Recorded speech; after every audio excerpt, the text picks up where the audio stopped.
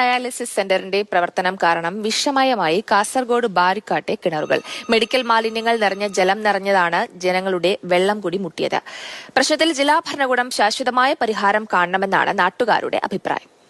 2024 ഒരു വാർത്തയാണ് ഞാനിപ്പോൾ കാണിച്ചത്. ഒരുപക്ഷെ അഭയം സെന്റർ വഴി ഒരുപാട് ആളുകളെ സഹായിക്കുന്നുണ്ട്, ഒരുപാട് രോഗികളെ സഹായിക്കുന്നുണ്ട്.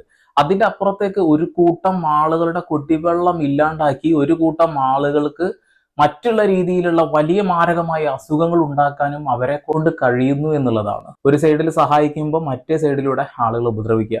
ഇന്ന് ലോക പരിസ്ഥിതി ദിനമാണ്. ഈ ലോക പരിസ്ഥിതി ദിനത്തിൽ നമ്മളെല്ലാവരും ചുറ്റുവട്ടമൊക്കെ വൃത്തിയാക്കിക്കൊണ്ട് വെറുതെ കണ്ണിൽ പൊടിയിടുന്ന ഒരു പരിപാടി എല്ലാ വർഷവും ചെയ്യുന്നത്, അത് ചെയ്യുന്നുണ്ടോ? പക്ഷെ കാസർഗോഡ് ജില്ലയിലെ ബാരിക്കാട് എന്ന് പറയുന്ന ഒരു സ്ഥലത്ത് ആ ഒരു പ്രദേശവാസികൾ കഷ്ടപ്പെടുന്നത് എന്തിനാണെന്ന് നിങ്ങൾക്ക് അറിയോ? ഞാൻ കഴിഞ്ഞ വർഷം വീഡിയോ ചെയ്തിട്ടുണ്ടായിരുന്നു. വീഡിയോ കാണാത്ത ആളുടെ സൈഡിൽ ഞാനൊരു വീഡിയോ വെക്കുന്നുണ്ട്. അതായത് അവർ ഡയാലിസിസ്